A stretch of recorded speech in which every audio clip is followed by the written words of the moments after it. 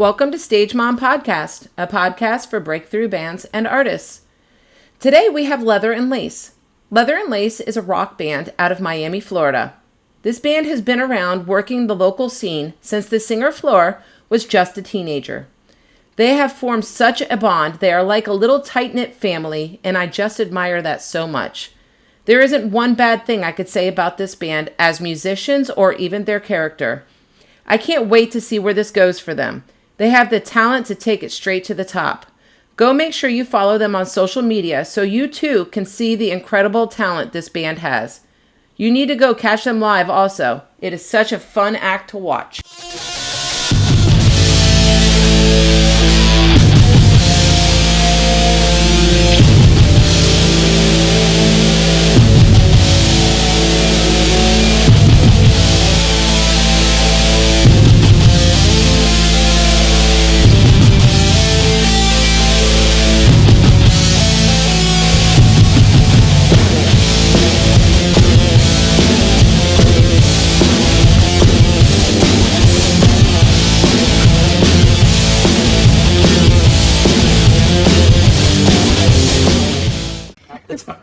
Okay, so we have Leather and Lace. I'm just going to go around so that you can introduce yourselves to everybody that's listening and watching, and just let us know what you do in the band. And I understand we're missing your drummer, so maybe one of you guys can introduce him. For sure. All right, sounds good. I'll start us off. So our drummer's name is Giuseppe. Okay. He's also my father, and he's nice. actually the one that started this whole thing. Okay. I'm Flor. I'm the lead singer. And then I'm Aldo. I play rhythm guitar. I'm Kevin. I play lead guitar. And I'm Andy, and I play the bass and do vocals. Okay. So you said that your father started this. I was doing some Instagram stalking. You guys have been around for a long time. Yes. How old were you when you started? I was 14. Wow, that's like my daughter. Yeah, super young. Okay, and like what year was it that it started? Because I'm not gonna lie, like I kept trying to go back and see, and I was like tired of. Like, Yeah, I think I got to 2015, and I was like, oh my god. Yeah, there's a lot of content on there. We started in 2013. Okay, all right. Wow, that's awesome. And how did you guys all? Are you all original members? No. No. Okay, so tell me that background. So we started off as a cover band in 2013. It was me, my dad, another singer named Gabby, her brother on the bass, his name is Sergio, and a lead guitarist named Will. Okay. Flash forward to a year or 2 years Yes. after that, and then Andy joined in on the rhythm guitar. 2012, if I'm not wrong. 2012? Yes. We started in 2013. 2013, no, So yeah, it was like- it was a year after I came in. So in 2014. Yeah, perfect. And then Kevin joined in like 2019. Aldo joined in Pre-COVID. Last year. last year, so like 2021, yeah. And how did you guys all meet? So We met through family. Yeah. From my family, my mother's side knows most of her family. Okay. yeah, and then Kevin's dad is also friends with my family. And then Aldo and I met at a show. Okay. And then, yeah. All right. And those shows are the best to market yourself and find people. My daughter, she was in a band, and then she started her own little solo thing, and that's how she met her lead guitarist. Was at a show, and it's like worked out to be the best thing ever because they're super comfortable together, and it's just a good vibe. So I saw you guys at World of Beers in Coconut Creek for the Ripple Effect. How did you guys get that? Ripple Effect did like a casting call, I guess. We submitted an application. We sent them like our Instagram feed and some videos of us playing, and we just like filled out the application. And then we heard back, and originally they were like, you guys are 5 members, we have a smaller stage, so we might not be able to fit you guys. And then last minute they were like, yeah, we actually can. So then that was a great opportunity because that was a great show too. Yeah. It was fun. Yeah, the Ripple Effect is a really good organization that I've been working closely with since they started, since their very first Ripple Effect. Like, it was the wave to the Ripple Effect. That's awesome. And so I've become super close with them. And so that's a good organization. Anytime you see anything with them, they're going to help and help and help. So they're really great people. Yeah. But you guys were so awesome that day. I was like, before you guys, what I saw, they were advertising for it, so I was like researching like the bands and stuff. Because Mango Juice, that band, they got through me. I got them into. Well, I told them go apply. I can't say it was me that got them, but I said go apply. And So that's what brought me there, was because I wanted to go see them. And then, but I had looked prior to coming, and I had seen you guys. I was like, wow, this is, because I'm not gonna lie, the Ripple Effect. A lot of times they have a lot more of like the R&B type of thing. Yeah. So I was super, super excited to see that it was you guys. Right. And I really loved your music. Now, Leather and Lace, is that from the Stevie Nicks and Don Henley song? Yes. Okay. All right. I love that. It's a great song. And Stevie Nicks is one of my all-time favorites. She's amazing. So, okay. All right. So, you guys started as a cover band. When did you guys start writing your own stuff? Oof. That was pretty shortly after I think I came into the band. Okay. Or actually the first. Way before. With the first album. Yeah, so it was around. I don't know a year specifically, but we were just practicing, and you wrote our first song. I wrote the first song, the lyrics, because of Will and Sergio, that they were playing the guitar, and they were like, hey, we got a song, and we just need to add lyrics to it, and something like that. And then I was like, hey, I got lyrics, like, let me show you the lyrics. And then it came out. It was Missing You. Yeah, Missing You. Yeah. Yeah. And then I think that we got more serious into our original music in like 2018, 2019. Yeah. So what is your songwriting process like? Walk me through that. You want to start us off, Kev? Yes. Okay. So currently, usually, I'll start jamming out of my house, where I'll come up with some sort of melody in my head, and then I'll try to build a song off of that. Eventually, once I have a song, I'll take it to practice. I'll start jamming out, like, hey guys, you want to see this song? Whatever, I'll play it for them. They'll give me the thumbs up or the thumbs down, and then usually forward just like, okay, keep playing, and she'll just start writing lyrics on the spot. Nice. Wow, that's cool. So how many thumbs down have you gotten? Okay. Oh, that's good. So far, So good. That's good. It's Do you- just like. Do you guys still do some kind of covers as well? Yes. Yeah. When we play shows that are typically 3 or more hours, we'll throw in like a mixture of our original music and covers as well.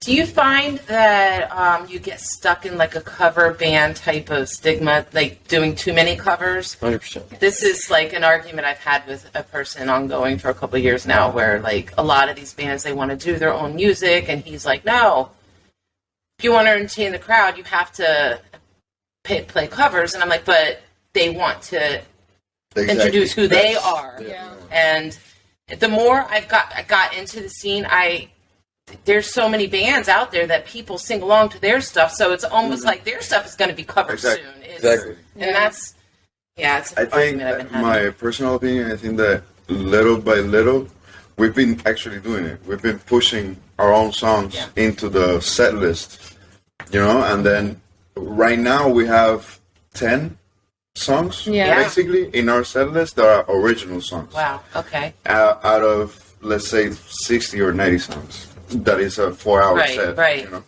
But little by little, we've been pushing our original songs into the set list. Not to substitute the old ones, because we're not going to play it anymore, the covers.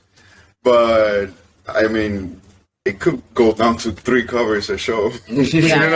I think I think ideally we just like to play our original music, the whole show time. I think it's interesting though, because we've been playing at some venues from before we were doing original music, so those venues are accustomed to hearing us do covers. And so I think that, while we haven't had a conversation with any of these venues about like the music that we play in particular, I think it's interesting to note like how they would feel about it, and like they're so accustomed to hearing us sound this one way. And when we reach out to venues as well, like new venues that we're trying to get gigs at, they're like, oh, but you're a cover band, and it's like, whoa, we're not anymore. We're trying to get our own stuff out there. So now, do you have any covers that you absolutely hate singing, but these venues are like, no, you got to sing it? Like, kind of like, we've had those situations that we've learned to grow out of it, Yeah. But we have a couple of songs that we hate to play. Yeah. But currently, I think most of the songs that we have right now are pretty good, because we have weeded out the other ones. Right. But we still need to make some arrangements. And I think we just eventually just we want to stop playing covers. We just want to Yeah. play music, Yeah. that's it. Because that's the end all goal, like to Exactly. be Leather and Lace, and this is us, and this is our sound. So that brings me to my next question. If nobody has ever heard of your originals, how would you describe your music? Oof.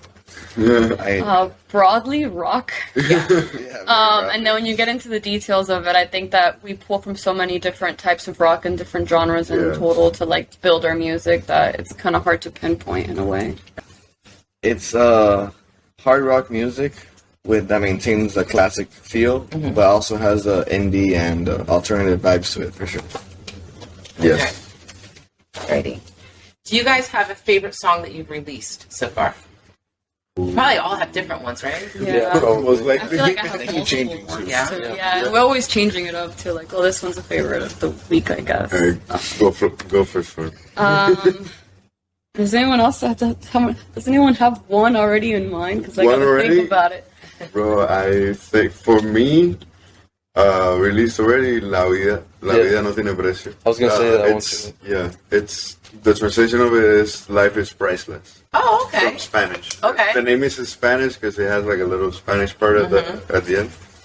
And but I mean, the whole song, including lyrics made by Flora and me, and the music made by these two crazies, and it's the whole song. I like the whole song. Okay. And it's very good. Yeah, I would say it's my For favorite. my Yeah. opinion. Especially to play live. Right? It feels Sound very powerful, yeah. I really like Waiting Room off the new album. I think that lyrically it's very storytelling, and I really love the solo that Aldo adds in there, and just like the instruments in general, they really have this good feel to it. I think it really brings out our rock side. Probably not as much as Faceplant, but I think that, I don't know, it's just a really good vibe to that song. It was one of the more difficult songs for me to sing because I was hitting really high notes, and then I figured out how to nail that, and I just feel very proud of myself every time I do, so it's kind of like a personal bias there for what's a favorite. Yeah. Mine is definitely Faceplant. For Yeah? Sure. Yeah, for sure. It's the funnest to play live for me, Okay. and it's like the It goes hardest. hard, yeah, it goes real It's hard. the hardest song we have. Okay. Not difficult, but most energetic. Okay. So, as far as your live shows, like, how do you go out and get your shows? Do you email the people? Do you call them? Who's like the main? I'm going to go out and get the gigs. So I feel like lately, most of us have been trying to get more venues to play at. Originally, it was our drummer that was just kind of like going after all these different locations. Since I've been taking care of the Instagram for like the last, I guess, year now or a little less, I've been like reaching out to venues through Instagram DM, and then some of them will just like have us kind of booked out in the spot, like in the direct messages. Others will be like, okay, fill out this application, let's send us a link. But it's really interesting because sometimes you won't hear from someone, and then you will, and it's like And all of a sudden they come out of nowhere when you texted them like a whole while back. Yeah. You already forgot about the person, and then you're like, oh. Yeah, sometimes they'll like reach out super last minute, and they'll be like, we had a band that canceled, can you play this weekend? Yes. And then we're like, we might already have a show. Yeah. That's like key. Now, is there a favorite venue that you have that you play at? That's a good As of question. recently, Kill Your Idol. Yeah. What is it? As of recently, Kill Your Idol. Where's that? Miami Beach. We just played there for the first time on Wednesday. Oh, Yeah, it was okay. pretty So cool. what type? What's It's the pretty good. the vibe there? Like, is it It's indoor, like outdoor? it's a bar. Yeah, it's Okay. close It's a bar, quarters. but it's like almost like a sister bar to another place. So Right. there's always traffic in there. And, like the Yes. vibes are just really cool. Like the lights, like Yeah, the right. atmosphere. They have an astronaut hanging from the yeah, ceiling. the Oh, they do? decorations are insane in there. Yeah, it's just super cool. And it's Is like it an all ages place or? It's yeah, 21 plus. Yes. Okay. That's but there's like Yeah. all demographics here. Like it's like Yeah. from 21 to like I'm pretty sure I saw like a 50-year-old man there. Like just- Really? Yeah, like it's everybody and everybody in between there. Right. Yeah, I've never heard of that place. It's pretty- and I think they've been there for a while too. Yeah. Really? Yeah. Nice. Okay. So I mentioned the all ages thing. Like, how do you guys feel about that? Like, I personally, probably because my daughter's 19, I feel like all ages, it's obviously going to expand your fan base. Right. And I just feel like there's not enough all ages venues. Yeah. And so it's like, you guys are younger, like you're not in like the older scene, like, and a lot of these bands are younger, so it's very hard for their fans to come out and see them play because all these places, like, even though like my daughter may be 19, since she was 14, you know this, I've had her playing at bars, you know, and it didn't matter what the band was, but then their fans can't come. So, like, how do you guys feel about that? Yeah, I think that it's a little complicated because you have to work also with the venues, depending on the venues that you're playing at. For example, for us, it happened a while back when we were younger that they didn't let us play at the places because of our ages, because we're all like under 18, under 21, you know? Really? Yes, and we couldn't get those venues that were age restricted. Right. So we actually diversified to other stuff. So we went to Bayside, which is still, you know, it has bars and everything, but you're not actually playing at the bars. You're and that's playing a great at the main venue, stage. Bayside. Yeah, that was one of the main ones that we got back then. We were pretty regulars there. We played there for like, I think 4 years. Wow. But then there were a lot of issues with the sound and the volume, and we had to play at certain decibels, and like we got, it was Things huge got deal. very difficult. Yeah. So then we also got Dolphin. We got Dolphin Which Hall. Dolphin Hall is a Okay. really good venue that we have right now, and it's also very comfortable stage. Yeah. In my opinion. Yeah. It's a big stage. Now, do they have their own sound No. system there? You got to bring your own, so you have to plug everything in. Yeah. Okay. Most of the shows we do is Exactly.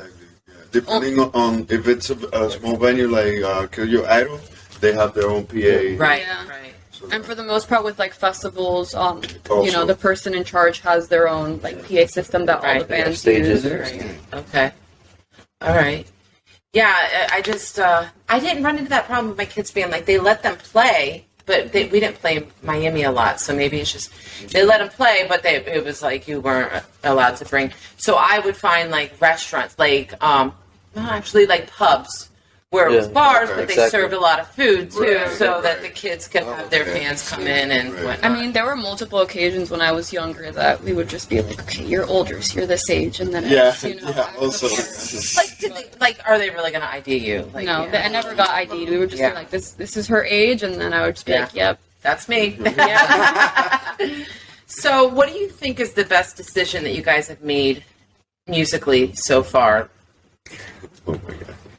I want to say like making our own original music. I think that was really door opening for us to kind of just like experiment with what we wanted to sound like, not just working on covers and stuff, and embracing our actual sound instead of, you know, trying to be like someone.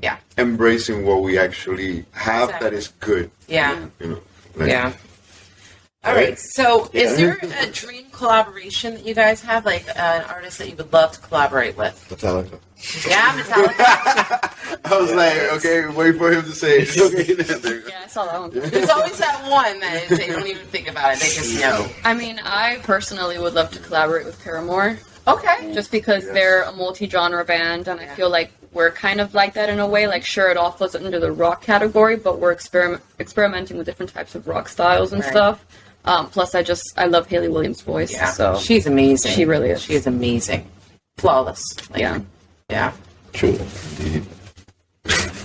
I mean, if collaborations wise, I think like any rapper. Who? Any rapper, like it's mainstream or something like that. Interesting. I think that's could be interesting. I didn't see that one coming. Yeah, I think that's interesting. Krungren. Oh, Krungren, yes. Yeah. Krungren. Krungren, Yes. they're this Houston-based, three-piece band from Houston. Okay. There's really no way of describing their sound because they pull from a lot of different like cultures, and they have like disco to them. I don't know. I have no idea how to describe their music, but they're amazing. Yeah? Like, hands down, I think my favorite band of all time. Really? Krungren. Interesting. It means airplane in And Thai. in Thai. Oh, Okay. Oh, interesting. I'll have to look them up. So if there was something that you could change about the industry, what would it be? I guess how exclusive it is. It's really hard for like up and coming bands to really make it because everyone's so focused on like getting bigger bands to cover venues and stuff. I guess I wish it was easier for smaller bands to, you know, get a wider audience and reach more people. Yeah, that's true though. It's very true. Yeah, mainly that's the main fact. Like, even if you have all of these tools, but if you don't have an actual audience, you have many ways of getting it out, but no guarantee that it's gonna actually reach. Yeah, right. You know, because of the exclusivity that everyone has. Yeah, you know, that's funny because like, so I talk about this a lot. Like me growing up, if you got signed, you were going to at least have a one-hit wonder. Yes. So nowadays, everybody has access to just releasing their own music and everything. Do you think it's more beneficial? Or because I kind of feel like back in the day, if you got signed and you were getting that one-hit wonder, at least you were known by so many people. But today, with everybody being able to release their own stuff, like, do you feel it makes it harder to be known? Or how do you feel about that? Well, yeah, of course. Just because there's more out there. Exactly. Yeah. So even if you do listen to, somebody is able to listen to, for example, like hypothetically everybody, there's just so many people, it's impossible. I mean, I'm sure everybody chooses, you know, certain favorites and certain type of music they're going to listen to, but just by the mere fact that there's a lot more people, many people won't even get to hear certain types of music or certain bands that come out. Yeah. So, which is which I think contributes to the seeming exclusivity of the music industry, but it's at the same time it's mainly ran by the listeners, right? You know, like what you were saying back then, you can sign with a record and you'll get something out there because, you know, you pump a song out there, even if it's bad, you just pump it out there, people hear it, they're gonna eventually like it. Yeah. Mm-hmm. Which is, I think, happens to a lot of music now. People just are. You hear it, it sounds familiar, and then you look it up, and then you hear it again somewhere else, and then all of a sudden you're sitting in your home singing the song. Yeah. You know? So with any amount of repetition, any song is going to sound like a song or sound decent. Right. Yeah. But traffic-wise, that's the like thing. the amount of traffic that the music industry is having. Because the thing is that since everyone has all of these tools and access and everything, it stopped being exclusive for someone that actually controlled that music area.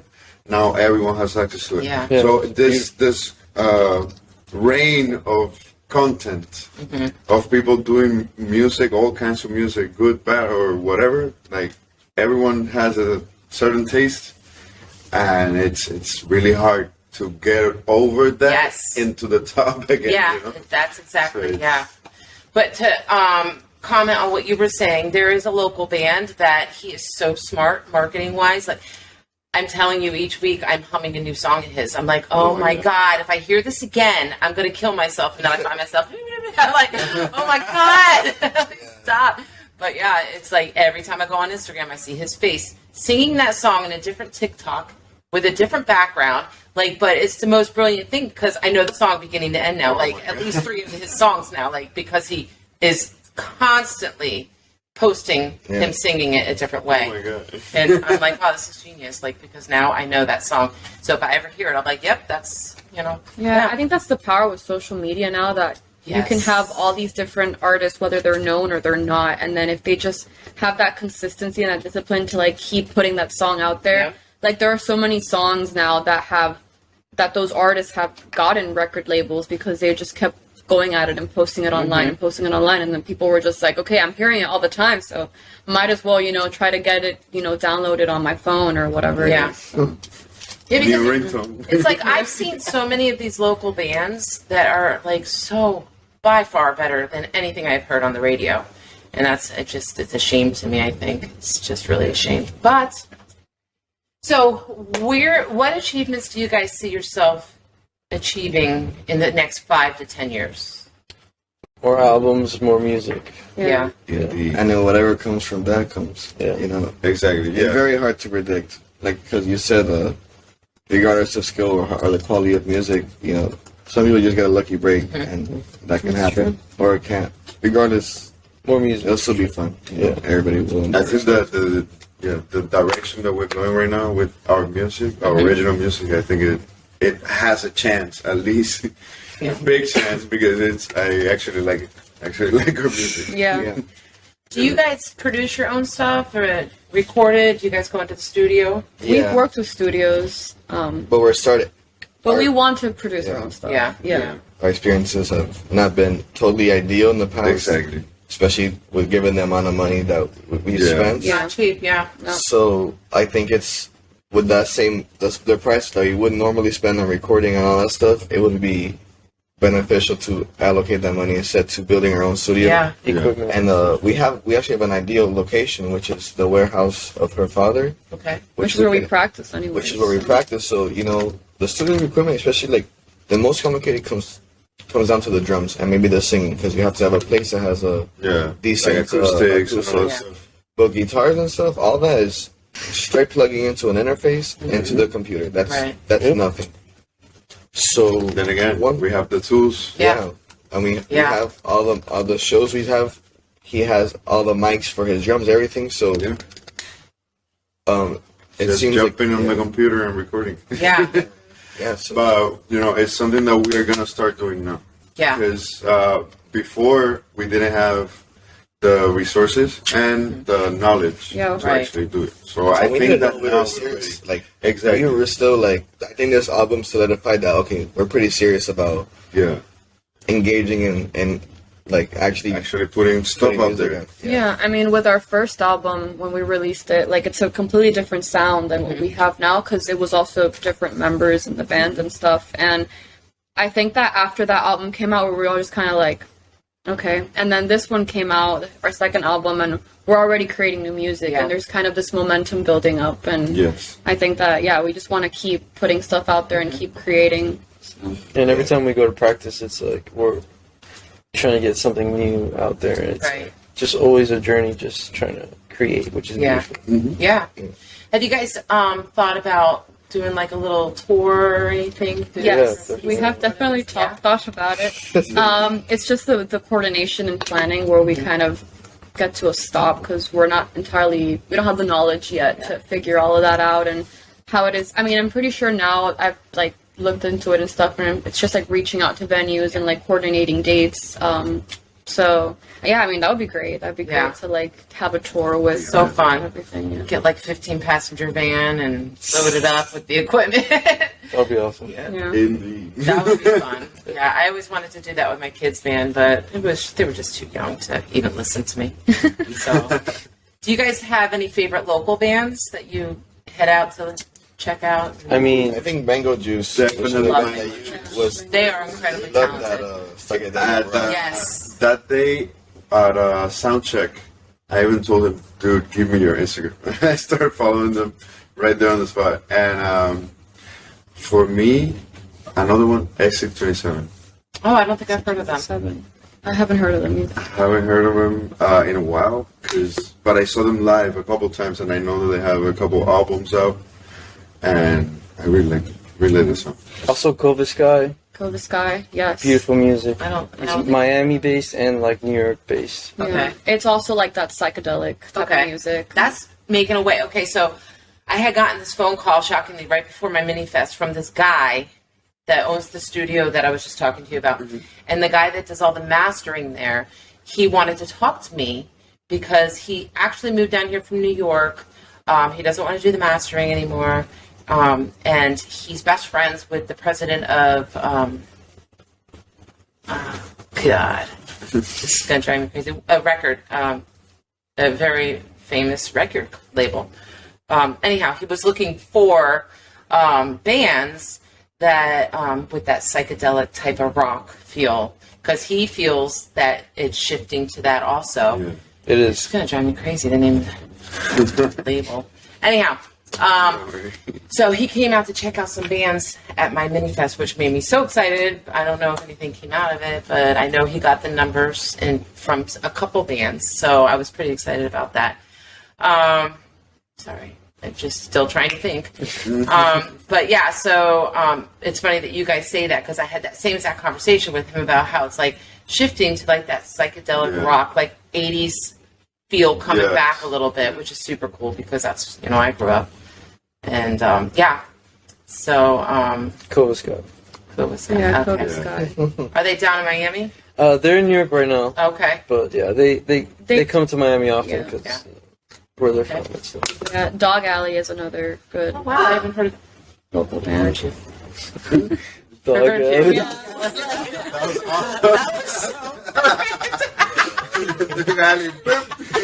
Does someone say dog? Am I allowed out? That's so funny. That's funny. Yeah, that was awesome. Okay, so we're going to move on to my next segment. It's You Can Tell Mom Anything, because I'm a mother. So it's not pretty. What is your all-time favorite song, and where does it take you back to when you listen to it? That's wild. That's a great question. Requires some brain power. Yes, it does. Well, recently, I guess it changes, constantly changes. But recently, my new favorite song is called "The Incantation" by Kirk Hammett. He just created. He's the lead guitar of Metallica. Okay. He just came out with a four song EP called Portals, and this song is everything that I want in a song. So it has that heaviness feel to it, but it also has crazy instruments in the background. So it has this orchestrated symphony feeling to it. And when I listen to songs like that, it just makes me feel like, it makes you feel huge. Like it makes you feel so much more confident. It makes you feel so much more like in my space. Mm-hmm. So I just feel like pretty much unstoppable when I listen to songs like that. That's pretty much pretty much all I have to say about that. I think a song that's really close to my heart is "What's Up" by the Four Non Blondes. Oh, I used to love that song. I just when I listen to it, it brings me back to being on stage, because we perform that song as one of the covers that we do, and I think it's just one of my favorite songs of all time, and it brings me back to when I was younger in the band, and one specific show that my sister came out to see us, and she was like, "That's my favorite song that you guys play, I love that song," so I always think about her when I listen to it too, and it just has such a great feel to it, and lyrically it's beautiful, musically it's beautiful as well, so. It's true. Yeah. I love that song. And that might be on my list of songs too, maybe my top 5 songs that bring me back to a place, which is funny you say that, yeah. Yeah. Yep. So I guess mine. So mine, the one I'm really, really, really into right now that I haven't stopped playing is "I'm the Mountain" by Stone Jesus. I've never heard It's amazing. It's like the psychedelic rock. Mm-hmm. But it's it has this light feeling to it, so it's like a bliss or something like that. Mm-hmm. And it's really slow, and it brings me back to Cuba when I used to live in Cuba with my grandparents, and my grandpa riding the bike, and the air hitting me in the face, and the sun is out, and everything is pretty and nice. So you're from Cuba? When did you come over here? 2012. Oh, nice. Okay. Yeah. Perfect. Yeah. And then 1 year later, I jumped into the band. That's awesome. 10 years. That's awesome. Good. Aldo? Guess it's your turn, bro. There's this song by Bill Evans called Peace, Peace. So, peace, like a piece of music. And that song always, if I just close my eyes and listen to that song, it just takes me a lot of different places. I couldn't probably tell you where, but, the feelings of that song, inspires it crazy.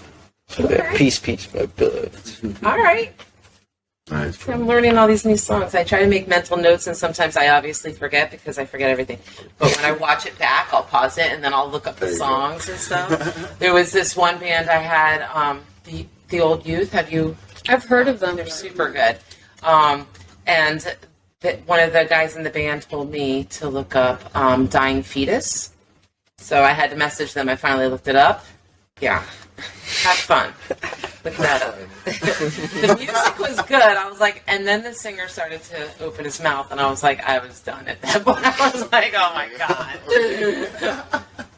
Okay, so do you guys have significant others? Are you married? What? No. No? This is my significant other. Oh, you guys are married? We're dating. But it's been 5 years, so. So almost a common law. Yeah. Yes. Okay. They say don't date a band member. What happened? No, I'm just kidding. I guess it worked out. We were dating before he joined the band. We're ignoring that for now. That's funny. It's pretty awesome. Nice. Yeah, no, it's Nice. great. Yeah. Yeah. Single? Yeah. Okay. I have Right. Everyone wants to know, now they know. Don't enter this territory here, Alrighty, so what is the first movie that you remember seeing in theaters? Ooh, first movie? Oh my God. Yeah. I want to say Up. It was probably not the first movie that I saw, but it's the one that left the most impact. I remember crying at the beginning, and I was like, I'm crying at the movie theater? No. Yeah, that's pretty much like the earliest movie theater memory that I have, because my sister took me, and she's 10 years older than me, so she was kind of like this older sister, mother figure type of thing. And I just remember being so excited, and then I get there, and I'm bawling my eyes out, and I was like, I don't like this. Yeah. That's funny. I'm gonna say the first one I saw when I got here, because I'm not gonna say a Cuban movie.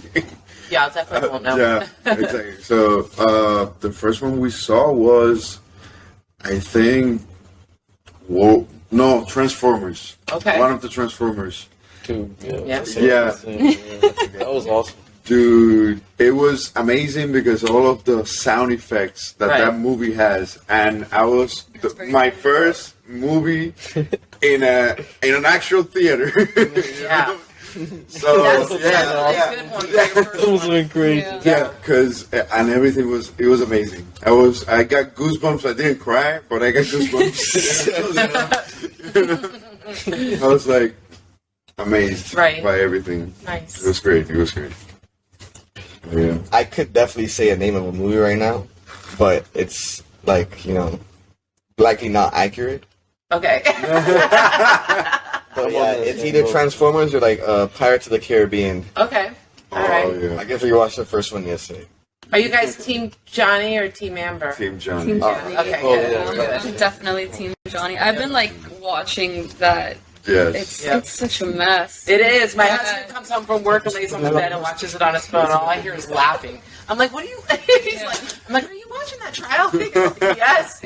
I can't believe it. And the 29th, I think, which is this this what, Thursday. really? No.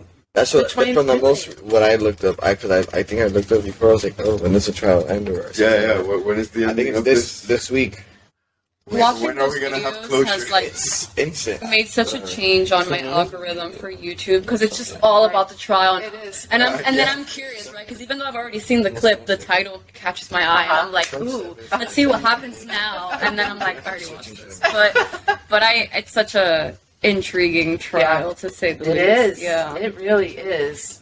Yeah. It's like nothing I think it'll be beneficial though, for in general, because a lot of especially people that you see closely associated to Amber are that I forgot the exact phrase, but it was like the idea was, who cares about anything that comes out after what she says is right and period. Mm-hmm.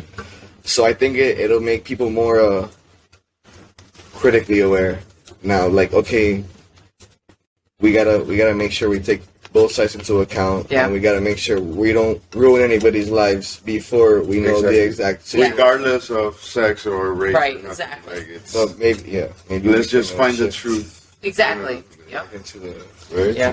Yeah. So what's your Nice. movie? Oh, I don't know. I would have to say like Spider-Man, probably. I don't know. Yeah. To be honest with you, I wouldn't be able to give you a full answer on that because, like, I don't know.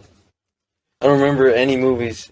Like, I remember being in the movie theater, but I can't quite remember what movie I was watching.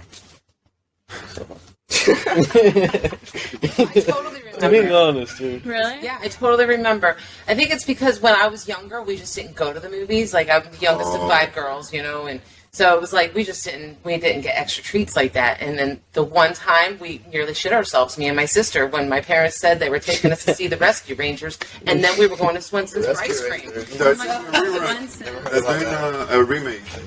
I know, my daughter showed me, and I was like, oh my god, that was the first movie I saw. Then I was blushing down.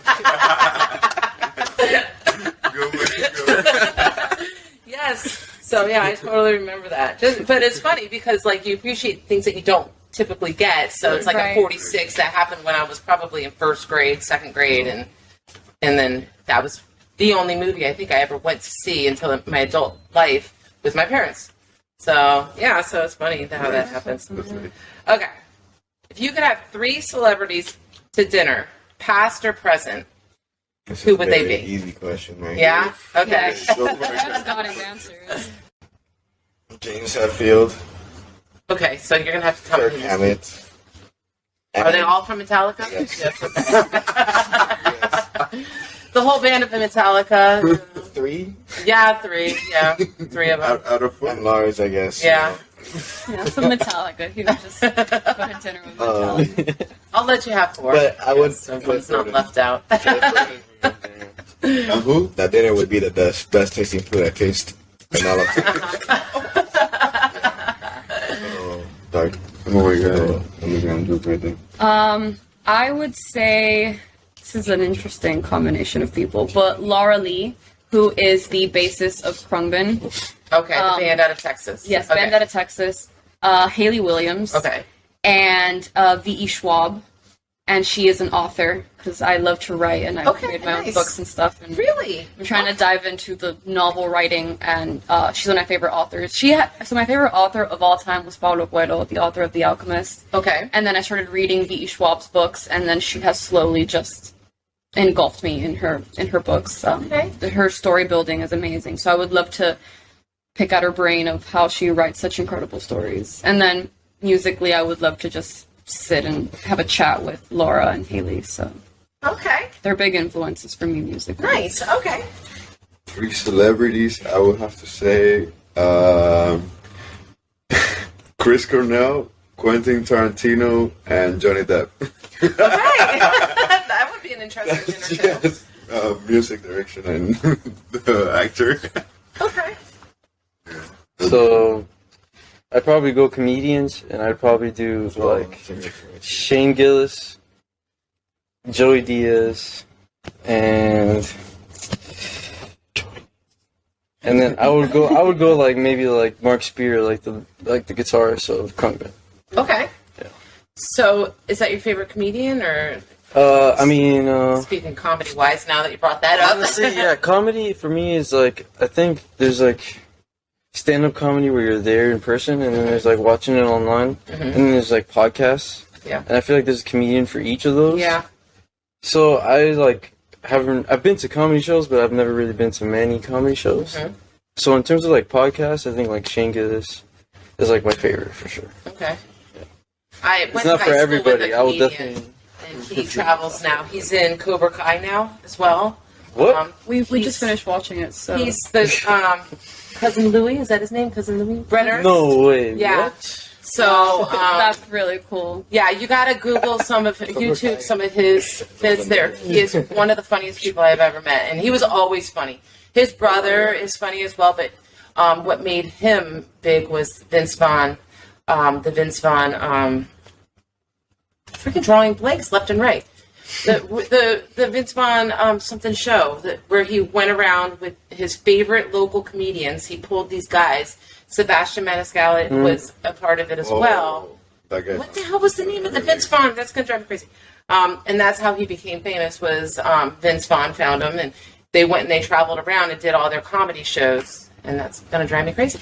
But yeah, and then so you finished Cobra Kai. Yeah, I was just talking to my husband about it. We didn't watch the last season yet. I have to watch it. The new season comes out in September. I believe so. September. It's just like so cheesy, but it sucks you in. You're just like, I can't keep watching this. I think it's because the characters are so gray that you don't really know who you're rooting for each episode. So you're like, this person's cool this episode, and then I do something, and you're like, oh, okay, I'm rooting for this person. And, Does it follow a story? Or is it like each episode is No, it follows. It's a story. There's definitely a story. And it's based off the Karate Kid movies from way back. And they have the original actors Like from the the same 60s actor. movie. No. It's such a great show. It really is genius. They hooked us, honestly. I heard that the last season was on like the Karate Kid Part 3 or something. The one that I didn't see, so that's why I was never in a rush to really watch it. It was more like reflecting back on that. It definitely it brings in a lot of characters from the original Karate Kid series, which I absolutely love that because it's really cool to see like the original cast mingling with the new cast. And stuff. No. It gets you. It's cheesy, but it really does. It sucks you in. Wouldn't suggest watching it without watching the Karate Kid. Yeah, that's what I was saying. I have to watch the one that I didn't watch, whether I'd like to watch it or not. But I would say that neither of us watched any of the seen Karate Kid movies. Oh, really? I mean, I've seen them, I've seen glimpses of them, but I've never not sat down entirely. to watch the entire. You gotta do that. I know. I got to do like a binge watch. We actually just finished watching The Lincoln Lawyer, which is a new show. My sister was just telling me last night I have to watch it. So good. Okay. It also hooked us. We were Okay. just like, we need to watch this. Yeah, that's definitely one that was on my list. She just told me that last night. So funny. Yeah, it came out like 10 days ago. Yeah. Yeah. Yeah, she went to stay at my nephew's house in North Carolina to watch the dogs while they went on like this hiking trip through Wyoming, and she watched it. She's like, oh, I found this new one. So yeah, so that's that. But yeah, definitely look up Brett Ernst's YouTube comedy. So funny. Honestly, I like some of his older stuff better because it's not as like so many sexual innuendos, like which it's more clean. I mean, he uses dirty language, but it's not so like. And now he's divorced, and now he hates women and everything. So, so yeah, That influence. Yeah. I went and saw him. He came just a couple months ago, and he was up in Palm Beach Improv. So me and a group of friends went up there to see him, and I was like, wow, he's really hating women now. Oh my god! But it was still funny. But okay, next one. What is the weirdest thing that you've ever eaten? Was it recently? Oh, they have a whole story. Yeah. Oh, they do? Andy. Oh, Oh my god. That was before Dylan Palooza, right? Yes. Oh my god. So okay, I went the day before Dylan Palooza. That was in April, right? Yeah. Okay. We played at Dylan, and then I stayed at Kevin's house the day before, so that we woke up early and then drive all the way to Dylan. Okay. The day before, we were messing around and we found some dog food. dog food? Not dog yet. treats. It's Treats? It's not as bad as you may think. Okay, yeah. So we have a video. We haven't posted anything. We have the video there. I grabbed a couple, and they look like meatballs. Okay. They're meatballs. They're meatballs, yeah. Yeah. Like, They're meatballs for but meant dogs. for dogs. So I grabbed like 3, put them on a hot Did you dog know? bun. Yeah. Oh my god. I saw the package and everything. He put it in the microwave. Yeah, I threw it in the With microwave ketchup for like 30 and seconds. Chick-fil-A sauce. Stop. Well, that makes everything better. So. Yeah. And it was Supposedly it was very wasn't bad at all. decent. It wasn't bad at all. I ate the whole thing. But It here's wasn't the bad thing. at all. I did not know you ate the whole thing. Yeah, It's just loaded with preservatives and all that stuff. Right. But it's Exactly, not, yeah. the deviation, it's not. I actually People in had a- jail eat worse quality food, and in school, Exactly, like, I'm pretty exactly. sure what I ate in high school was way worse quality. Right. It was like chicken sandwiches, but it was like you know, man, I'm pretty, you know. Yeah. It was like School I food ate- was something else. I ate dog meatball treats. Knowingly. No. My sister went out of town and my daughter was watching her dogs and we went over, me and my husband and my other daughter, we went over to hang out with her one night.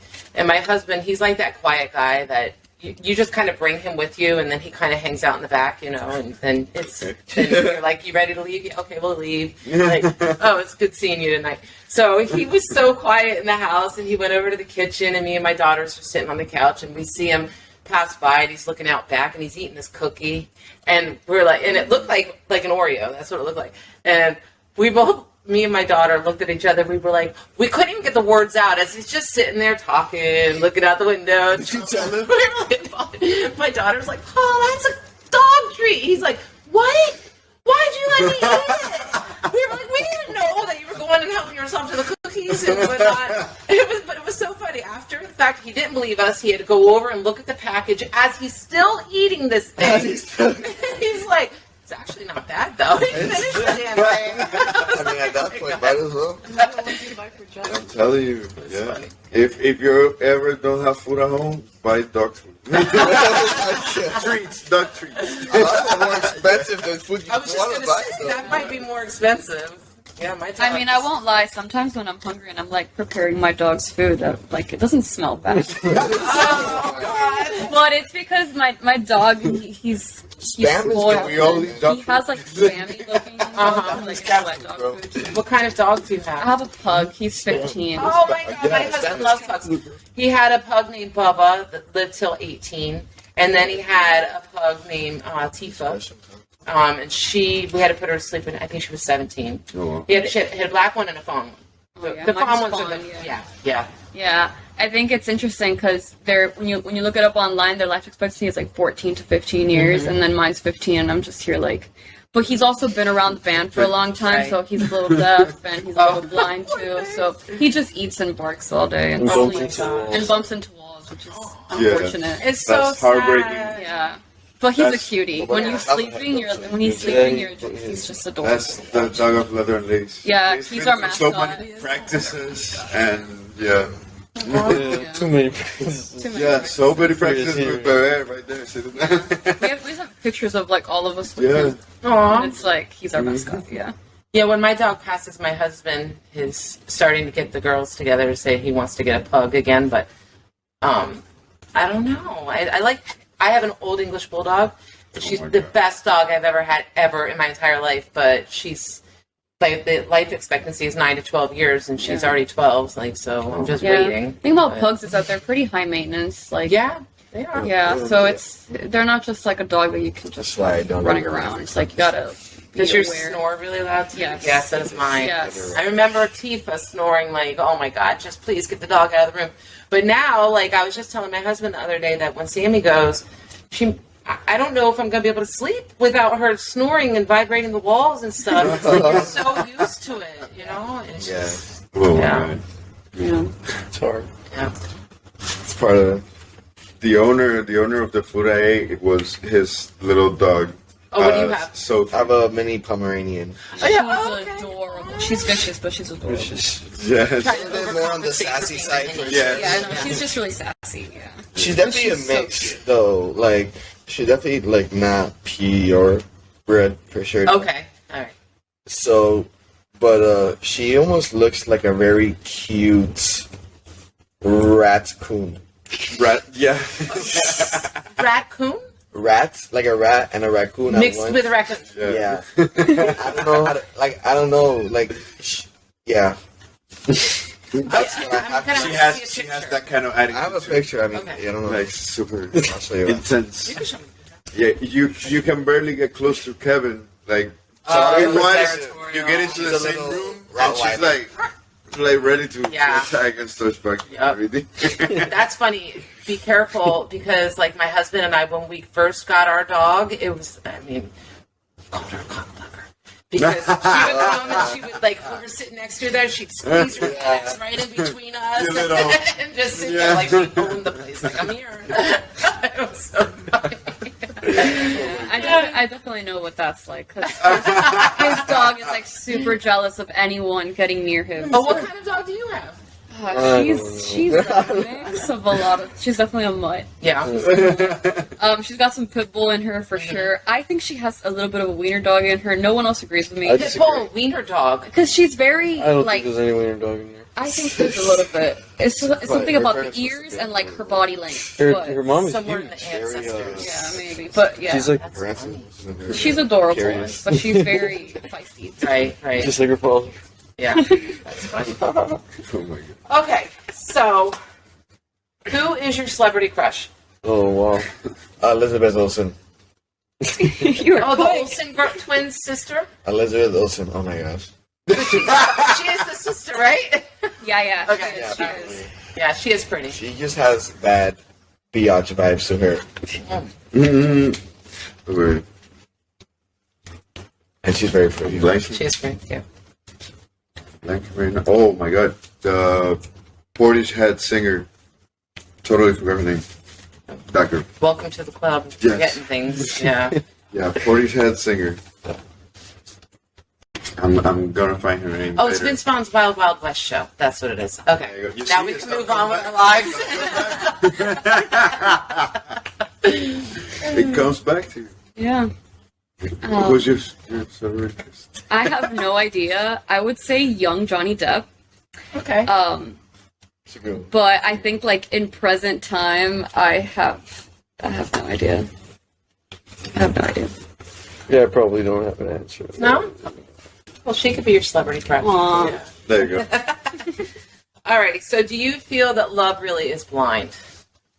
Oof.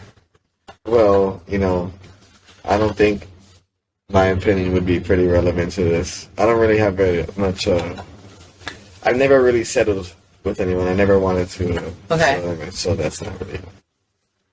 I think it I don't is. know. I think it is. I think that there's this thing about love that you have to. I don't know if being blind is the correct word, but you have to just like understand that there will be differences in a relationship and like being able to overcome that if you want the relationship to last. And I look at, like, I don't know, to be honest, I look at my parents' relationship and I'm just like, okay, you guys are extremely different from one another, but you guys are still here making it work. So I don't know. Yeah, I guess in a way. Yeah. Yeah.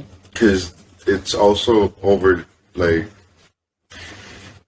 overseeing something, as in ignoring some stuff willingly because you like this person so much. Yeah. It's blind. Yeah. To a healthy point. Yeah. of course. Yeah. Like, I always tell my daughter to, like, save the arguments for the big stuff. Like, don't Exactly. nag and, like, just little things. Like, that's just going to be so much. Like, so, yeah, that's the way I look at things. But, yeah, like you said, it just takes work. But, like, that show, Love is Blind, have you guys ever watched it? Like, I just don't know. Like, they don't know each other. Like, they've never seen each other. They get to know each other without seeing each other. And then they propose to somebody. Some of them have actually, like, Is survived that the it. show with the chunky dude that he like barely has a neck? And, No. I mean, That's my my fiance. I was like, this sounds familiar. Do not quote it. I'm sorry, I had no idea what his name was. That is so funny. Oh my god. Yeah, Big Ed. He fell on his head when he was younger. That's what happened. Oh really? What? Oh, now I feel really bad for calling him had no neck. That sounds like it sounds like from a book.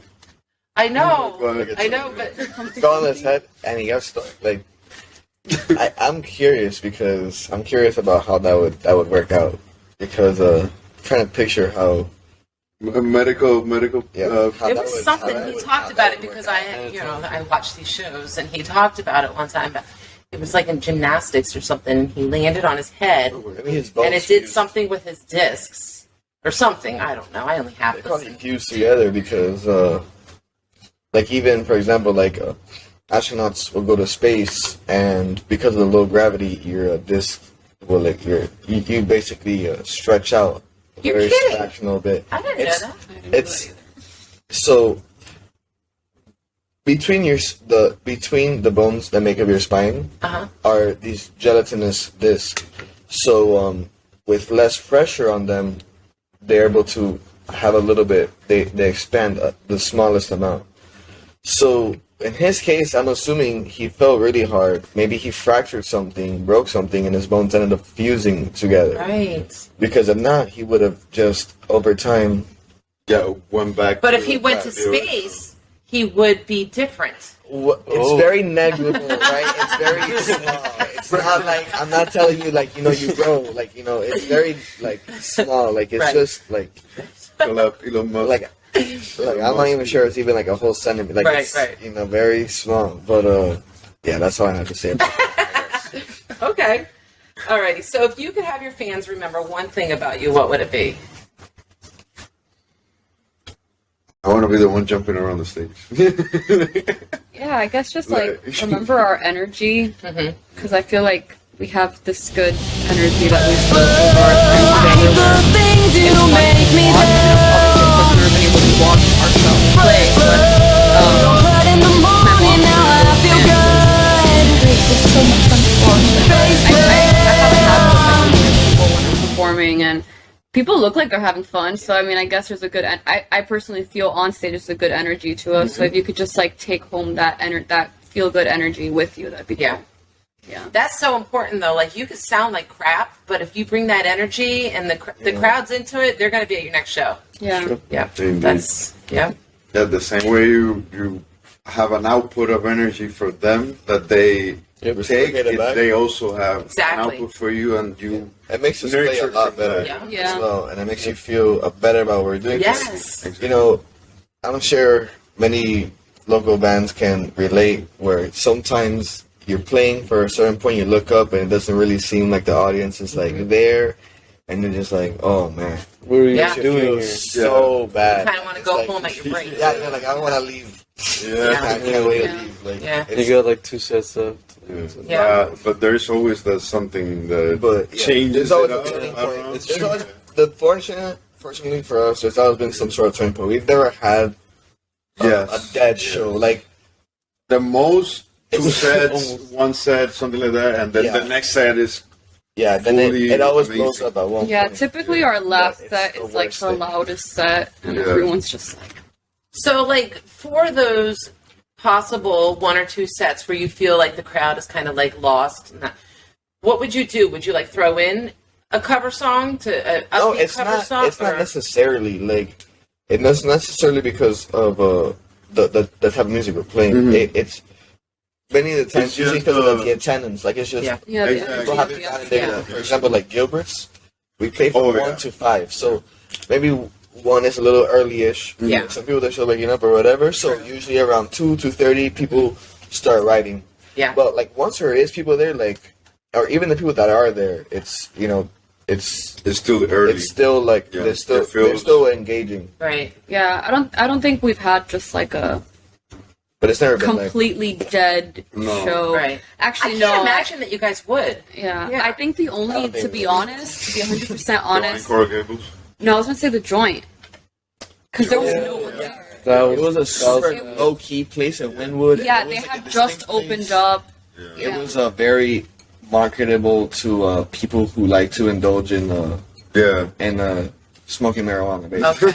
Okay. So, like, the inside of the place had all these decorations and stuff. So, like, if you didn't do that, it wouldn't. You're not gonna go there to that place. And then we just. There was basically nobody in there go besides for it. who we invited. So that was probably the most difficult. I mean, regardless. I mean, it was a fun show because one, the venue was cool. Right. However, it was a warehouse, so the acoustics were a little rough. Right. And then I think that first of all, we played like super late into the night. Yes. So it was also a weekday, was it not? So it was just kind of like a lot of stuff. Yeah, there was a lot of different things. The place had just opened, so people didn't know about it. But I mean, it was a cool spot, nonetheless. It was a cool spot. It was a cool spot. Have you guys gone back there? Or? No, we have not. That was the only time we played there. Yeah.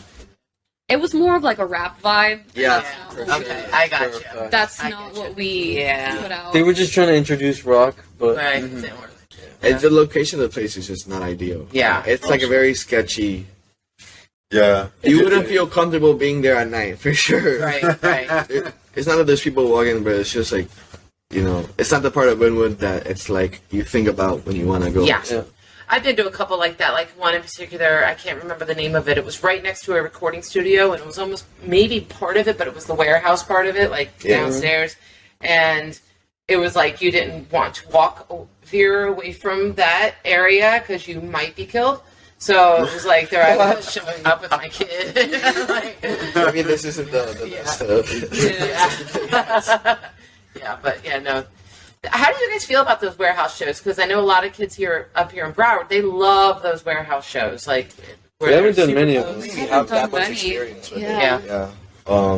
The one was that one, the joint, which is almost like warehouse-ishy. Yeah. We practice in a warehouse. Right, yeah. It's true. It's true. But You we can have really your own don't little have show. any gigs at an actual warehouse. Right. Exactly. We play at bars or like places like Dolphin. Yeah. Also, we Or festivals. most of those warehouse shows, if I'm not wrong, they are like hosted by the same band, right? Or It's do they every have, now like, and then. It's like different bands will host it. Like, I'm doing a Right, right. showcase. You want to do a showcase with me? And then they go and they sell their tickets, $10 a Yeah. ticket. I'm sure. Right. It's Well, like so- underground yeah. coffee house type of Oh my vibe. God, that one we're going to see on the news. We're going to see that floor go through. Have you the floor? You can't even bounce in there now. They tell Really? you will be thrown out if you guys like jump, like Oh my because God. No, the- why would you they do- literally like it's every podcast. I say we're going to see underground coffee house on the news and That's bad. children injured Oh, because no. they have fallen through the floor. That's bad. It's I'm so assuming bad. That would be a major lawsuit. No one Yeah. neglecting that. Yeah. Oh, solution. Just don't jump. Don't jump. And it doesn't even have an air conditioning anymore. It's like so. It's like Jesus. Oh, you're in this box. Like, it's just oh my God. But people love going there. They love going there. I'm just like Yeah, they tag us in their stuff. Like, yeah. Sorry have to. coffee for sale. And we're just like tagged. And I'm like, okay. But I mean, I want to, I reached out to them to like play there once, and I realized that the way that they work is that you do get like a showcase of bands Yeah. to get everything together. Yeah, you have to pay up front and then you sell your tickets to get your money back. Yeah. Yeah. That's. But I'll tell you, some bands have made like my daughter was just telling me I want to do a show at Underground, and I was like thinking, oh God, I can't. I don't know if my heart can take that anymore because like I'm afraid, like literally in fear of everybody's lives that are there. But she's gonna go anyhow, you know. So, but the last showcase she was at, they made $800. Oh my God. I was like, now we know why the floor is bouncing if they put all those people in there. 'Cause I Right. think it was like $12 a ticket. So imagine all the people that bought Wow. tickets. Yeah. That's awesome. Nice. I think eventually, if once we get our reputation up, and you know, once we start getting some people some actual like followers and stuff, then we can be open to that. That doesn't sound like a bad idea. Yeah. So, do you guys have any hobbies or interests outside of music? I know you started young, so you probably like I mean, I've been singing since I could talk. Yeah. I remember very small recollection of like singing at my preschool graduation. But outside of music, I write. I've published a few poetry books, awesome. and I started my own publishing company helping other writers Really? to publish their poetry and fiction books. as well. nice. Yeah. Oh, that's awesome. Yeah, I'm very passionate. I'm very lucky that with music I get to write the lyrics, so I'm still incorporating writing, and those are really my two passions, are writing and music. Did you go to school for that or anything? No. No. I mean, well, I can't say I didn't. I took creative writing classes in university, Okay. and I took a few singing classes as well, but I wouldn't say that that was technically what I studied, creative writing. Right. I got a degree in journalism, which is more like Okay. news reporting Yep. and stuff, but I feel like it did teach me a lot with the writing aspects of things and Right. editing, because that's what I did for like 3 years, was just be an editor. Right. Okay. That's what my niece exactly what you're doing.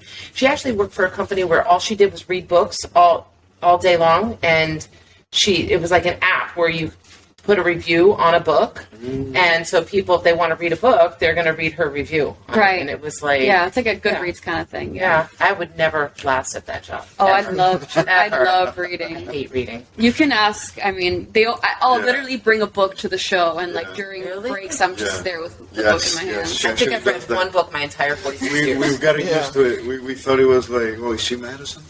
No, I'm just But we got like used deep to it, into yeah. a book. Yeah. That's funny. See, I think my ADHD kicks in too much. It's like I'll read the first two words, and then the next thing you know, I'm at the end of the paragraph, and I'm like, what the hell did I just Well, read? that happens to me too. Does And then I it? have to go back, and I'm like, wait a second, and then I'm like re-going back, and then I'm like, okay, I'm just gonna close the book for now, and then I'll come back to it later. Right. But there's just something.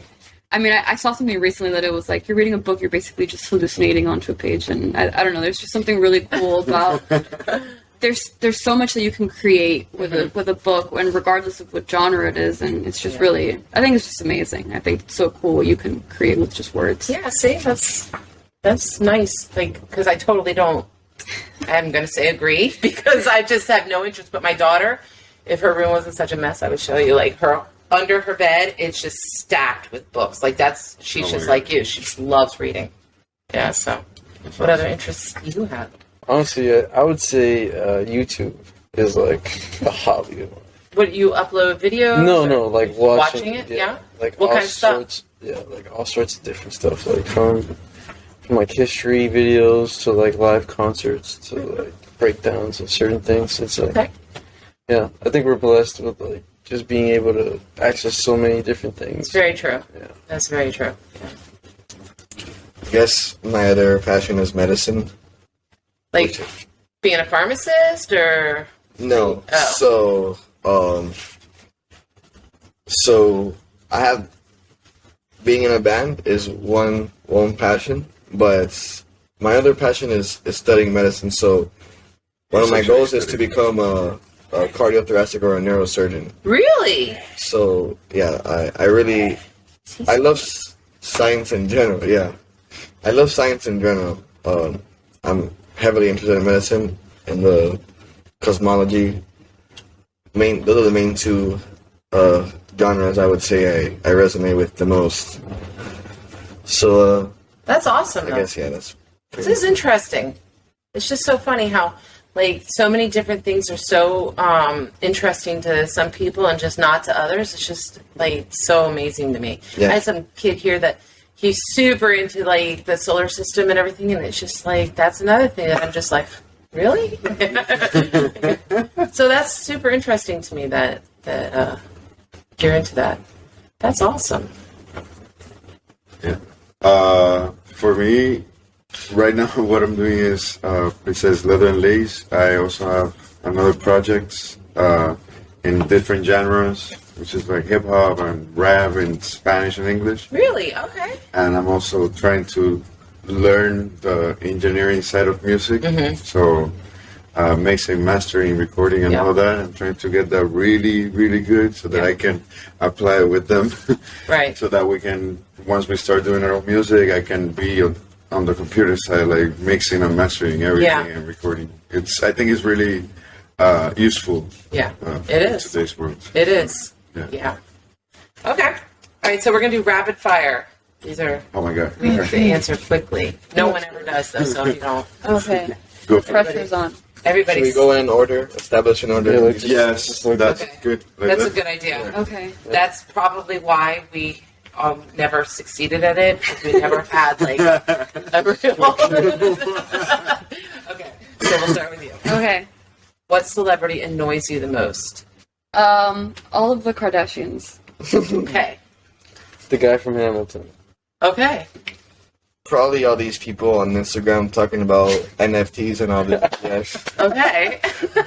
Jim Carrey. Oh, okay. Whoa. I'm Okay. sorry. I'm sorry. Oh my God, that was I the best respect round. him. I respect him so much, but I'm sorry. He's annoying. Will Smith annoys the shit out of me, so. Good. Oh yeah, with everything that's I don't think it's happening. on everybody's good list. Yeah. If your life was a story, what would the title be? Um, Fire. I have a lot of habits, a lot of hobbies. I don't know where I'm going with them. Okay.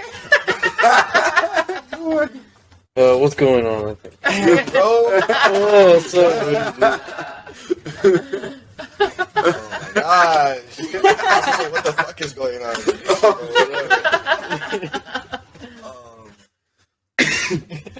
Oh my god. Fuck it, it is what it is. Is what it is. It's like a good that. one, yeah. Hello, yes, goodbye. Okay. What is the most useless talent you have? I can do this with my thumbs. Okay.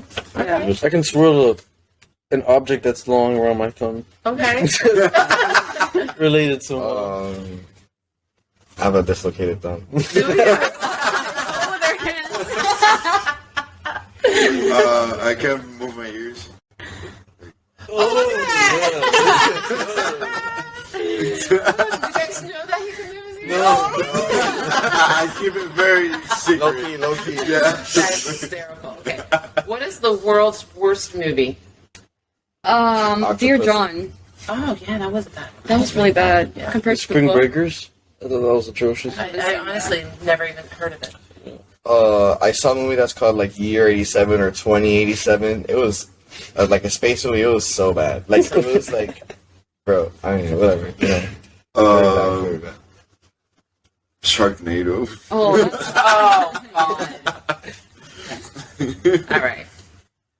What chore do you despise doing the most? I'm sorry. Can you repeat that? What chore do you despise doing the most? I'm hearing which word do I despise? No, what chore? What chore? What What chore? okay. Yeah. cleaning up after my dog because he wears diapers and it's rough. Okay. I was gonna say that. Yeah, cleaning up poop from Yeah. my dog. Yeah. Yeah. That's probably what I remember. I would Yeah. probably say I would agree with that. Yeah. I don't have a dog.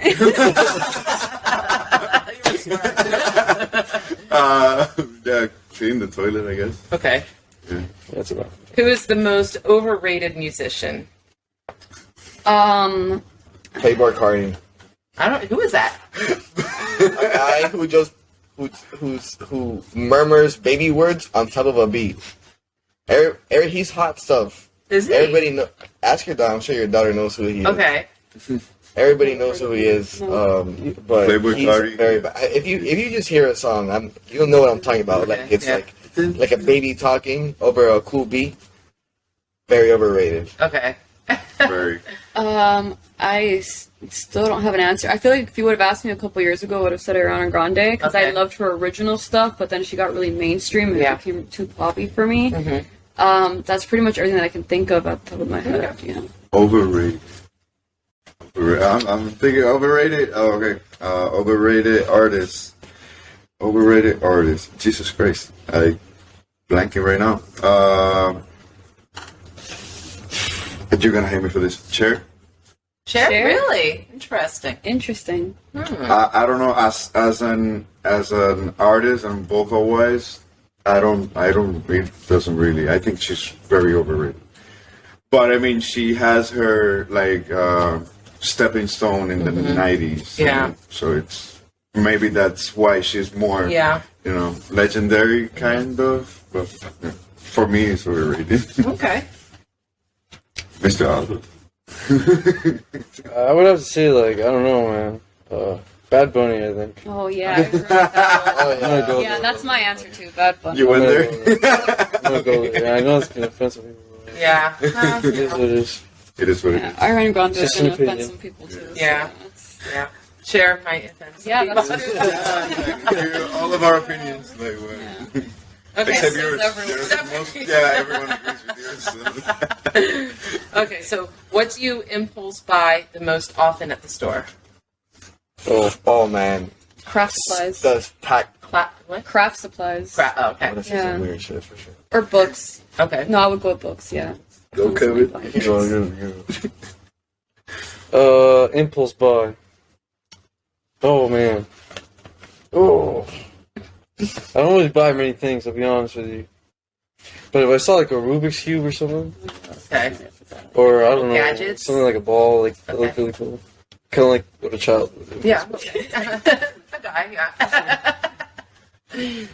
Weird, but it's like the packaged canned seafood in the shelves. I know it's Like the tuna fish? Or... Well, I don't buy the tuna. It's like it's like Oh, rare like- mussels and octopus. Yeah, In a can? it comes in a can in like some type of oil. Well, we are talking to the ones that prepared the dog food, right? Good point. Good point. I like it's good. It's like I like because I love snacks, Uh-huh. and those are the most like appetizing, savory, mine's a snack. meal-like snacks that I like to get. Like Really? yeah, Oh my god. yeah. I didn't even know that Interesting you subject, could find octopus in the can. I didn't know that either. Yeah, me either. Well, Well, it's Yep. possible. Definitely like I possible, bought and it's a good snack. sardines in like this hot pepper oil. Oh man, it's so good. What was the one that you I just would never even ever think of buying that ever. It's like snacks. It's like, you know, like eating chips and stuff, but I don't like eating chips. Like, I like eating stuff like that. How about a carrot? No? I No, love no, carrots. Why don't you eat a carrot, Kevin? If I eat a carrot, I'd probably gotta put like a bunch of tahini on it and salt and all that. I mean, obviously, they're making the stuff, and they're putting it in cans, and there's people out there that buy it. Yeah. Just not me. Just one of them. It's like a Spanish cuisine, like Okay. almost like, but it's You find that at places. Do like you Spanish. cook it? No, No, You open from it the and eat can. it, yeah. it's like canned tuna, but it's not like it's like Yeah, it's not that bad. grated up, it's not ground or anything. It's like whole, like it's like for example, like I suppose there's just slices, you know, in there. It's delicious. Is it in like a juice? Yeah, Water? for sure. Okay. It's not in water; it's in oil. Okay. It's in oil, like a sunflower oil, Is it olive like the oil, little, and stuff the like little that. hot dogs? And they're very. Is it like the Like Vienna the sausage? Vienna sausages? But Is it that's in something like like that? water. That's weird. Like That is the wild. water Okay, is yeah, yeah. disgusting to me. Right, Like, right. But it's in oil, so oil is actually very good for preserving stuff because Yeah. bacteria can't grow in oil because there's no oxygen and there's no other. What is the Right. shelf life on one of those? Do you know? I would say it's pretty long because of the oil. The oil is Gotcha. it's so it's like It's this a very this, good it's, preservative. it doesn't allow doesn't promote any growth of bacteria in it because there's no oxygen, there's no a way for nutrients to diffuse into the Right. oil. So it's a very good preservative. It's like a sticking sticking organic like- matter and like In the just freezer. a freezer, or like if you've heard of the technologies of like hypothetical technologies of cryogenic freezers and stuff like that, where that can technically preserve Right. life. But it's basically I can't say I've ever eaten octopus even cooked, like at a restaurant or anything. Oh, so cooked octopus. I'm very is fire. selective because octopus are pretty intelligent animals, and have you ever seen that have movie very- about the octopus? yes, it's a documentary. Yes. My fish friend or my octopus My friend. octopus Yes. teacher. My My octopus octopus teacher. Yes. So That was good. when I eat it, I have like a lot of contradictions. Yeah. Dissonance. Yeah, that's how I feel about lobsters too, because Oh, how they have to cook them alive. they cook them alive, and then Yeah. if you've read It's rough. yeah, there's a book that the name is escaping me right now, but it talks about like the intelligence of lobsters. Really? And yeah. Yes. I just sometimes I'm walking to gas stations and I'm like, give me a Monster and a cookies and cream Hershey. Impulse buy. Impulse buy. Like, It's funny because every time I Happens a ask lot. this question, all the guys usually refer to food. So, impulse buy food. yeah. Okay. What subject do you find the most fascinating?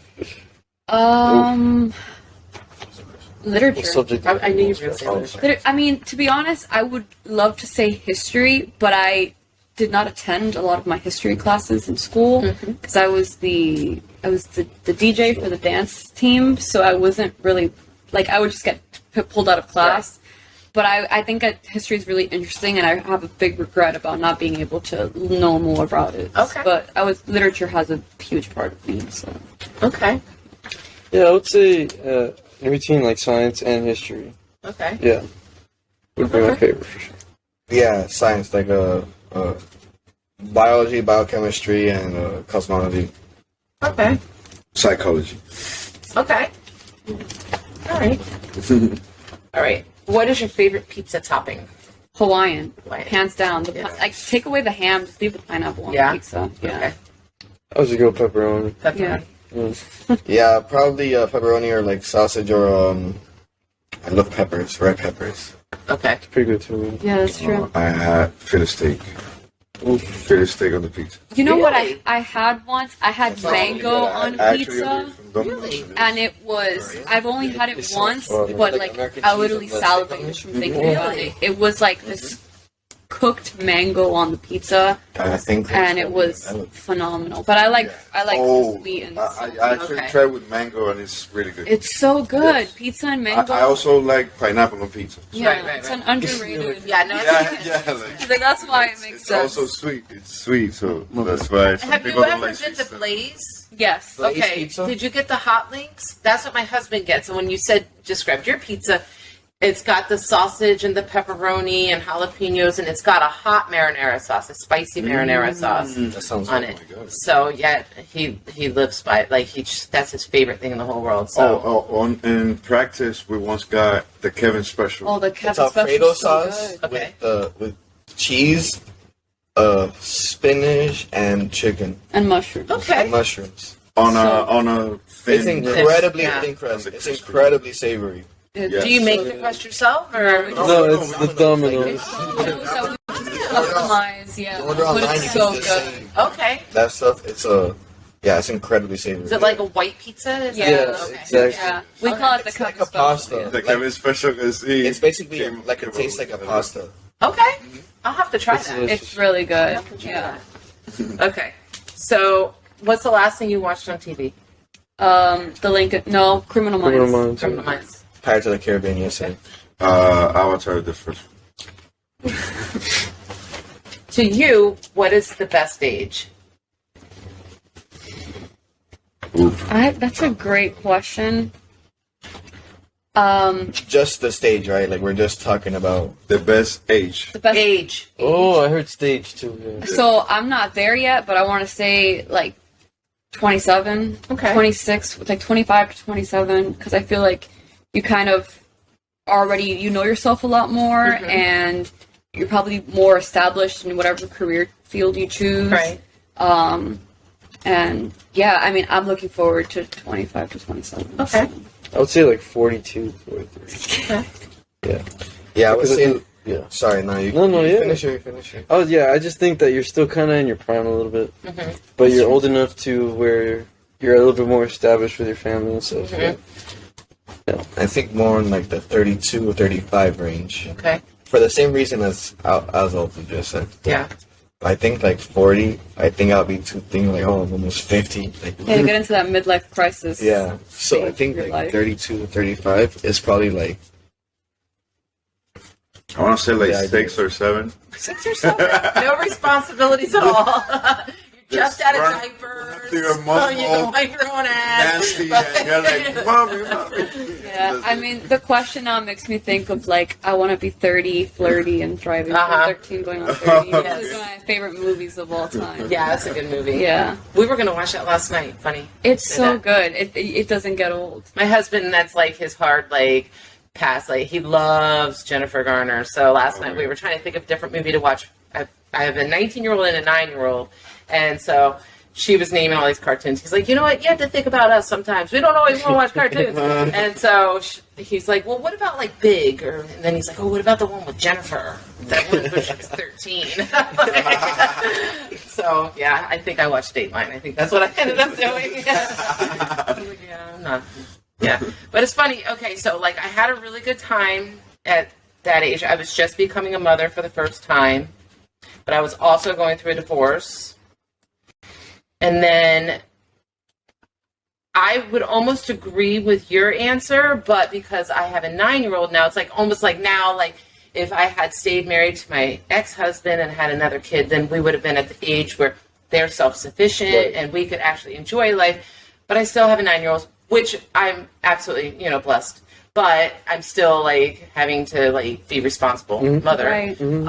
So I think I'm probably gonna enjoy my 50s the best because that's when she'll be old enough to Right. do. Yeah. So I mean, But, you say yeah. that, and I look at my mom, and she's in her 50s, and she's just Yeah. thriving.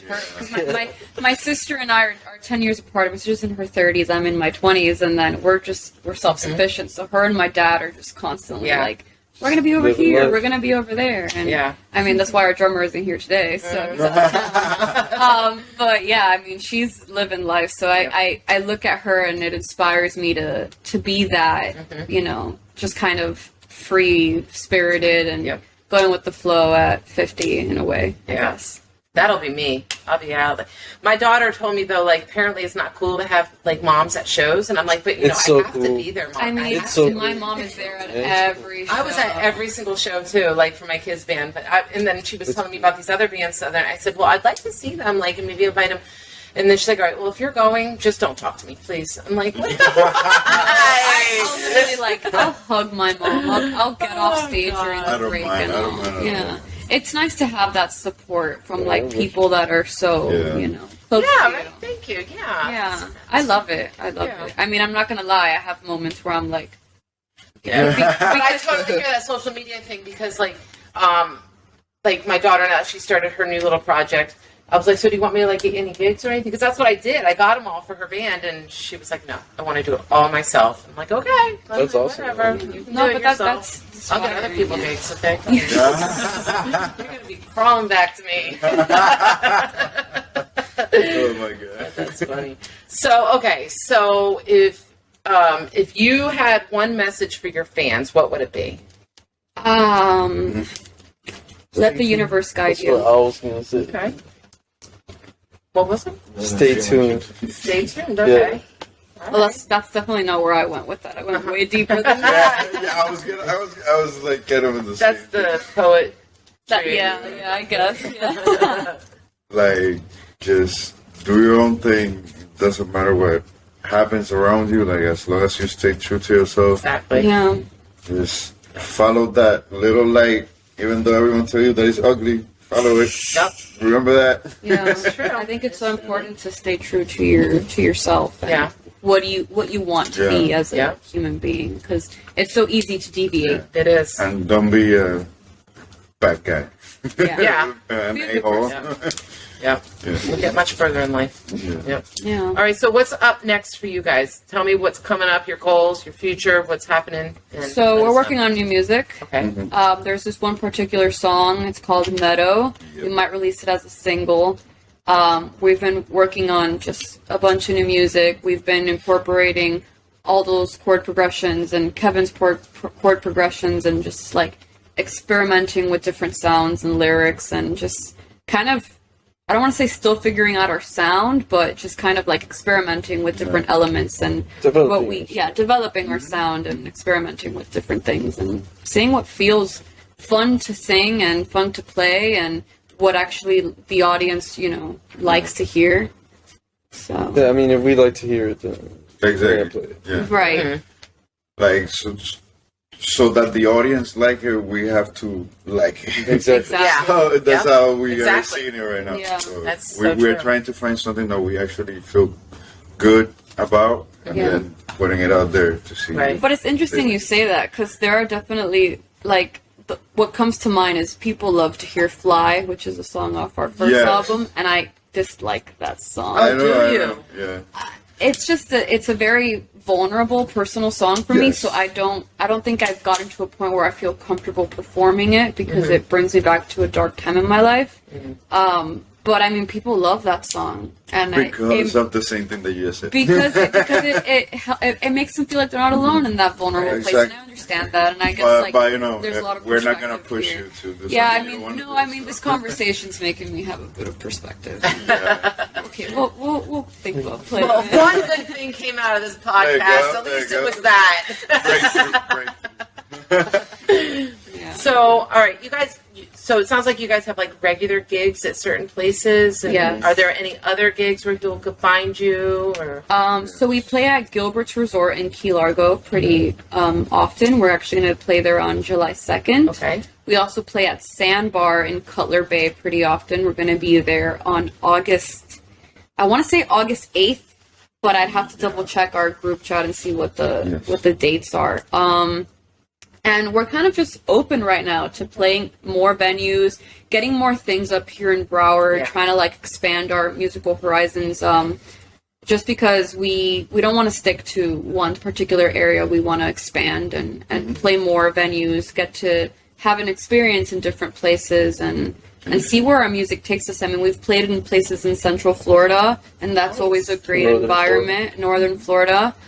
We haven't left Florida yet, but we want to. And Right. it's kind continue to like, explore this. See what's out there for Yeah. Leather and Lace. Yeah. Continue to just explore what we can and what we have to offer, because I personally feel like where we are right now as a band is the best we've ever been. And in my experience of having been in this since I was 14, I love all of these guys, and I feel fine. I feel heard, and I feel comfortable, and we can laugh, and we can be serious, and it's this beautiful thing that I don't think we had before with other members in the band. Right. Totally. It's a synergy. It's a synergy. Yeah. Good. Yeah. And that's important. And then it comes full circle, because once it's good here, it's going to be good with the audience and everything. Right. Exactly. Yeah. Yeah. There's ups and downs. It's a roller coaster. Yeah, it's definitely a roller coaster, but it's a fun roller coaster. Yeah. Let's hop on. You're in for the ride. Yeah. The ride finishes and we're like, let's get back in line. Yeah. Get back on. Yeah. Okay, so your Instagram is Leather and Lace, is it? Leather and Lace Rock. Leather and Lace Rock. Yes. And they can get merch there? Or? So DM us for merch. Okay. We do have merch available. We've gotten into the habit of selling it at certain shows. Okay. And we'll be like, during a break, right before we go on break, like, we have this merch available for sale. We have t-shirts with the new album cover. We have stickers with our logo and the album cover as well. We ship anywhere continentally as well. And yeah, just reach out if you want a shirt. I don't want to brag, but they're 100% cotton and they're really comfortable. They're very good. You can like sleep in them. They're extremely comfortable, and yeah, I think they're really cool. I really like they're our nice. logo. I like yeah, them. I mean, I got it like tattooed kind of in a way. Awesome. Yeah, I really love the butterfly wing spider. Right.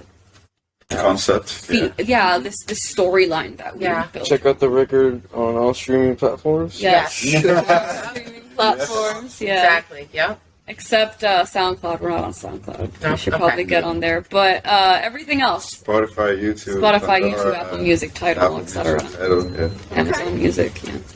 All right. Anything else you want to let everybody know before we end this? Shout out Giuseppe. Shout out Giuseppe, our drummer that is not here. That's funny. He wanted to be here. Yeah.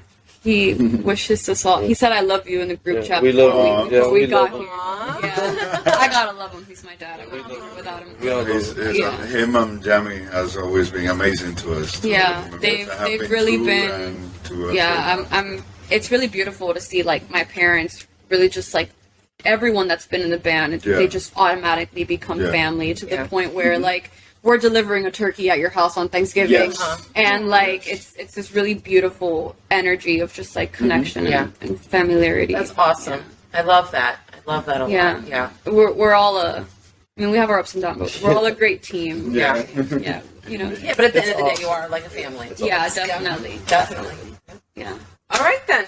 All right. Well, Giuseppe, we missed you. Yeah. Thank you so much for having us. Thank you.